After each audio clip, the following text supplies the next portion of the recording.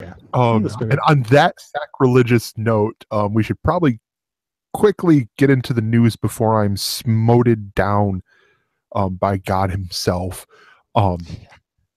With the ElseNerds ElseNews of the week. The first bit of news is that Ben Affleck is no longer directing the Batman solo film. He's said in a statement, there are certain characters who hold a special place in the heart of millions. Performing this role demands focus, passion, and the very best performance I can give. It has become clear that I cannot do both jobs, directing and acting, to the level they require. Together with the studio, I have decided to find a partner and a director who will collaborate with me on this massive film. I'm still in this, and we are making it, but we are currently looking for a director. I remain extremely committed to this project and look forward to bringing this to life for fans around the world. And with this, I've seen a lot of blog posts that piss me off. I've seen blog posts saying, could Zack Snyder come to? I'm like, no, fuck you, no, he is not coming to this. I think Beat just threw up a little bit. No. He I've heard rumors or people posting blogs, the typical clickbait ones of, could Ben Affleck be leaving as actor too? And it's like, he just said in the quote, you dumbass, that he wants to give one of the best performances as Batman, and he can't do that if he's directing himself and all that. And I should also state that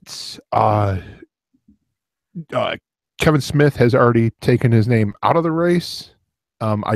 He's the only person I know to take his name out of a race like that. Usually it's like, I'd be willing to do it, sure. I mean, I've directed him in Mallrats. Mallrats, Dogma. I mean, I could do it. And I'm a big Batman fan.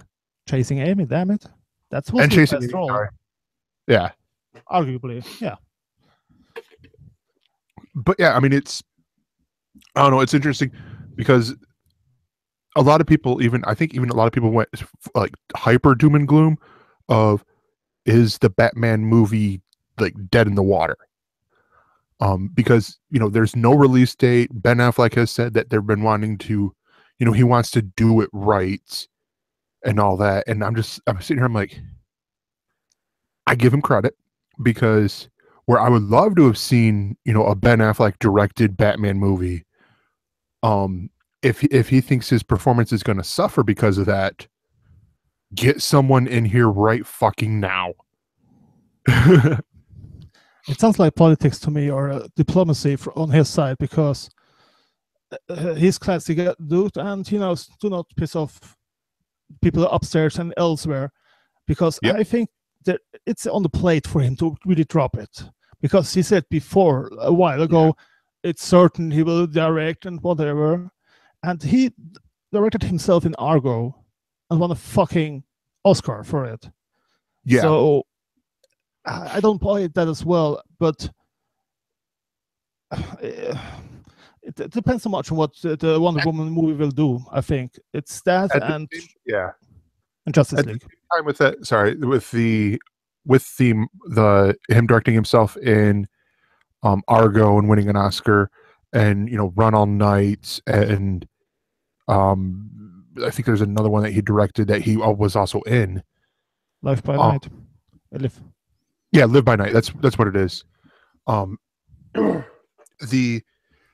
don't think there's as big of a moment that he's talking about with stepping down because he wants to give his best performance. He gave great performances in those other movies, but this is a character he grew up watching and reading and just living. What's the best part of Batman vs Superman? There were many flaws in it. Ben Affleck wasn't it. He did the best thing in the whole movie, and applaud him for that. But it's not a high bar to set, but yeah. But about him as Batman, that's what's... And he didn't direct it, so he was able to give 100%. I'm going to go so far out on a limb to say he's the best Bruce Wayne and Batman that we've had. Why do you say that? Why do you say that? Because here's why. Because you've had other Batman or other actors who were a better Batman or a better Bruce Wayne. Not both. Michael Keaton, fuck you. And many will argue as much as me, because he was the outsider. And the funny thing about the internet, as we recall, some 3 years ago, the internet went ablaze when they announced Ben Affleck as the Batman.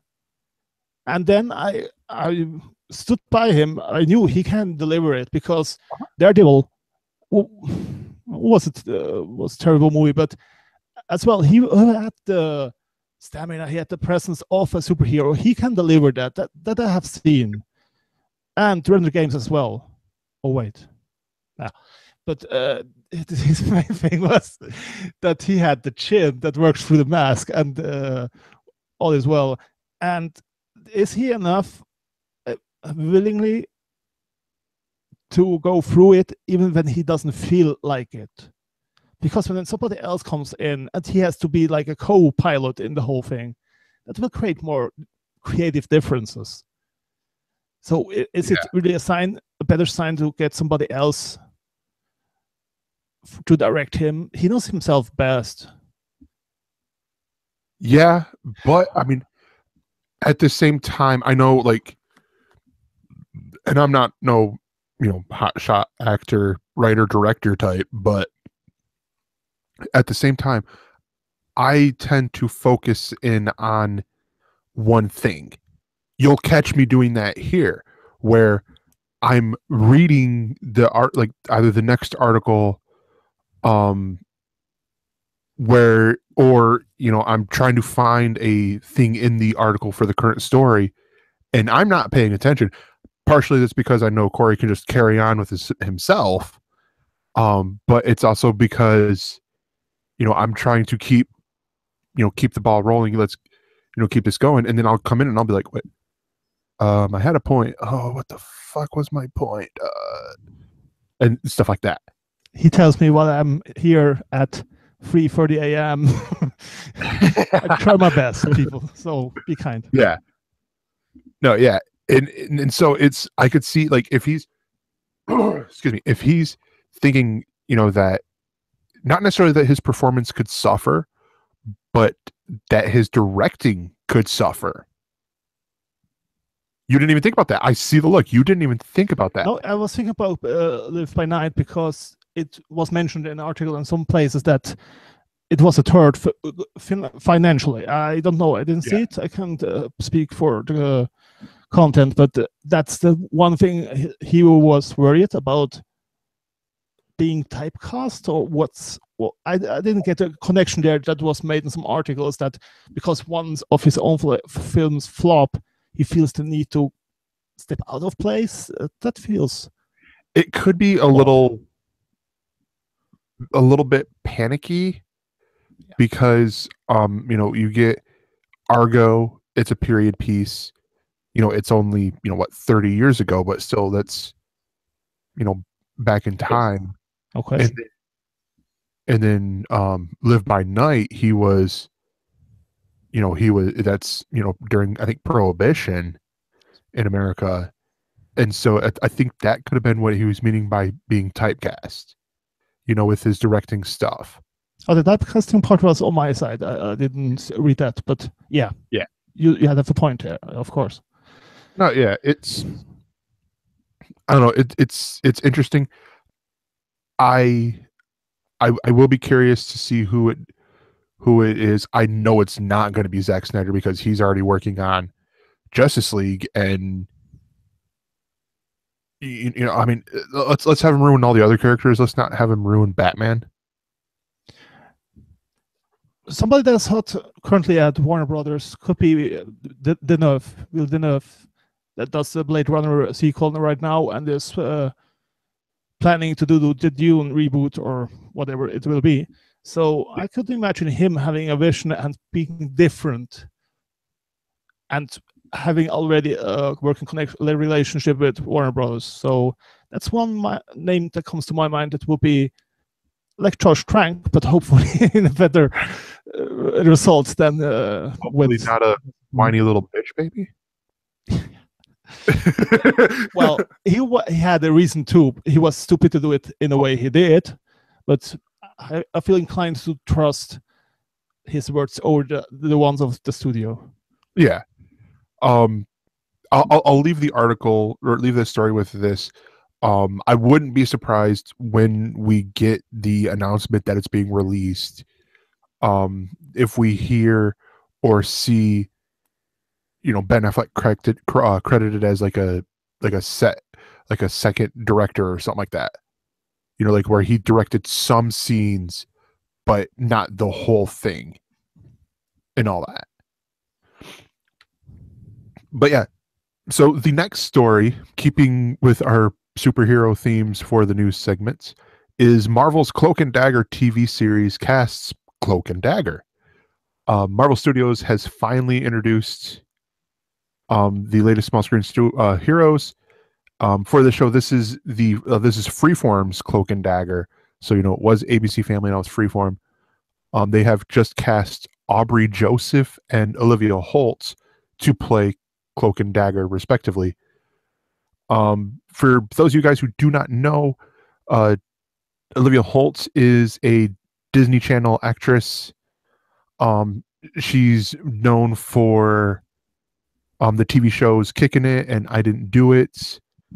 And she's also been on she already has a little bit of experience with the Marvel Universe because she voiced Spider-Girl in the Spider-Verse story arc of Disney XD's Ultimate Spider-Man animated series. But she will play Dagger, and it's the article gives a little bit of bio on Dagger, as it's Tandy Bowen, who she enjoys a privileged upbringing until her family is destroyed by a disastrous storm. And in the comics, it talks about her powers in the comics. Basically, the cool part with these characters is they're opposites in a lot of ways.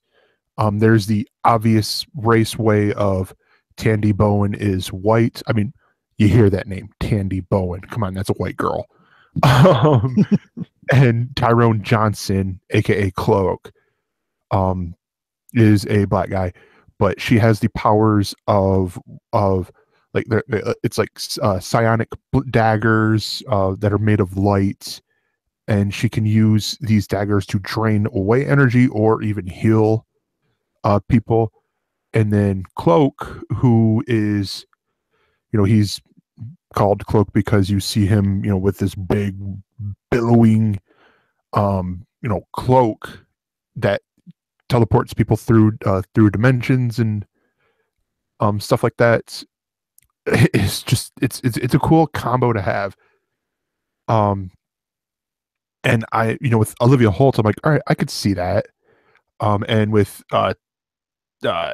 Aubrey Johnson or Aubrey Joseph, he's a very young actor. Not having a lot of stuff. His credits include Run All Night and The Night Of, where he played John Turturro's son. And yeah, so this will be. I'm interested in this. Here's what to pull out a quote from the article. Joe Pekaski, the showrunner of the show, said about the casting of Joseph and Holt. He said, "The characters of Tandy and Tyrone have always stood out to me ever since I first met them in the pages of Marvel Comics when I was a boy. When Olivia and Aubrey read for the roles, these characters leapt off the page. We're so excited to see what these talented young actors bring to the Marvel Universe." And there have already been unconfirmed rumors that Gina Prince Byeswood will direct the pilot, which would be, pretty good, from what the article says as I continue reading it. But yeah, because she's done Love and Basketball, and she knows her way around romance. So yeah, this is interesting. How familiar are you with Cloak and Dagger? I had no previous knowledge of that. I just saw the article, and it seems interesting. Oh, sorry about that. Yeah. So, and Yeah, was wondering how to what is most comparable that we know of, or is it so unique that you can't compare it to something we already know? to a when you say comparable, like to other superheroes. Yeah. So Dagger, keeping it in the Marvel universe. Actually, I keep both of them in there. Dagger, she's similar to in powers a little bit to oh fuck, I'm blanking. Olivia Munn's character Psylocke. Um, with the kinetic or not kinetic, like the telepathic daggers, or she had a sword. It's similar to that where she knows a lot of karate, kung fu, martial arts stuff that way. And then the big thing with Cloak is you can almost compare him a little bit to Nightcrawler with his powers, because he can use his power, his control over the dark to teleport Without so the he can stinker. yeah. And so I mean it is an interesting casting choice. It's interesting that they're picking the show or these characters to begin with, because there's such dichotomy between the two. I mean, as individuals with their backgrounds and stuff, it's I now see where or why it fits being on Freeform, because of the young adult romance stuff that they're going to play between the two, between Cloak and Dagger, and it's cool. And also, the last time I saw them in comics, they were flipped, where Cloak was white and Dagger was, well, he had powers that were all like white light and stuff like that, and Dagger was all dark and used negative stuff, and I'm like, that's cool. Yeah, blackface in 2017. No, it wasn't blackface. What it was is because if you've seen her, her outfit was black and his was white and all that, and where the easiest way to say about their powers is she has power over light, he has power over darkness. Well, with this, and it was in Spider-Man, because they were under the influence of Mr. Negative, and he flips your powers and all that, and basically flips your color scheme. So it's like, oh, here, all right, she's now she controls darkness, she still has her daggers and stuff, but she's all black. I'm like, wait, why is she wearing black? She usually wears white. All right, continue reading. Oh, that's why. But yeah, it was pretty cool. And I'm excited to see this. I mean, I think it's pretty good casting for both parts. Okay. All right, and the final bit of news is Square Enix announces a Marvel Avengers game. Or Square Enix and Marvel announced an Avengers game.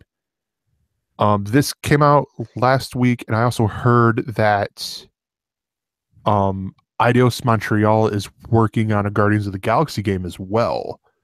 But Square Enix and Marvel announced a multi-game partnership beginning with an Avengers game. There's not really a lot known about this, but I will say that I have to pick on my boss, because he was wanting to say that it's that they should do a remake of Marvel Avenger or Ultimate Alliance. And I'm like, no. Look at what the studios that they've got have made. It's probably going to be something closer to that than that game that, oh yeah, it got a sequel, but still didn't do enough success to be a continuing franchise for Marvel properties. It kind of makes sense with Square Enix, because with Final Fantasy they are used to making movies with combined with grinding, and I can see the relationship going in a certain direction. And even Tomb Raider and other games had cinematic touch, so why not? No, yeah, whatever the game will be, I'm pretty sure it's going to be freaking awesome. Because they got Crystal Dynamic, who's the developer from the Tomb Raider reboot, and Eidos Montreal, who did the Deus Ex series. Two great companies. And I'm like, all right, I'm gonna wait to reassemble here, as they've been using the hashtag all over social media. And I don't know. I cannot wait. I want this. I want this now, but I don't want it to suck, so I will wait patiently. Yeah, we had some terrible experiences with X-Men games and other things. Oh, God. Yes. And then again, there were some good things like Universe Online and free-to-play games that they diligently made better and better and better. And I know a lot of people that spend a lot of time with just the MMOs. So, yeah. It's going to be interesting if they go that route with a lot of in-app purchases and microtransactions, or are they going to deliver $60 game and be done with?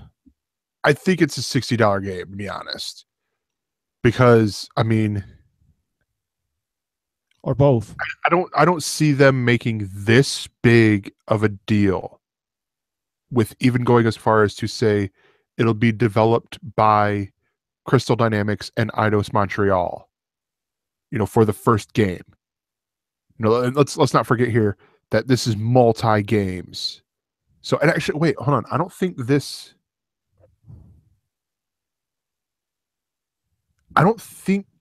Eidos Montreal is doing the Avengers game.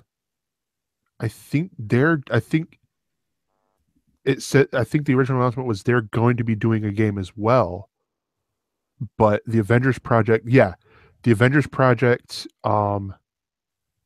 is being done by Crystal Dynamics, and the the Eidos Montreal is doing it as well. Yeah.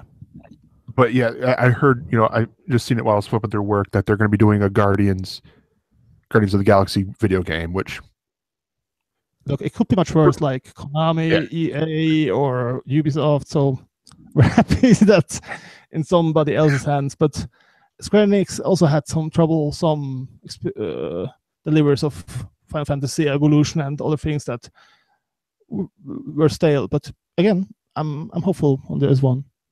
Yes. Well, that is it for the news, and we will be right back.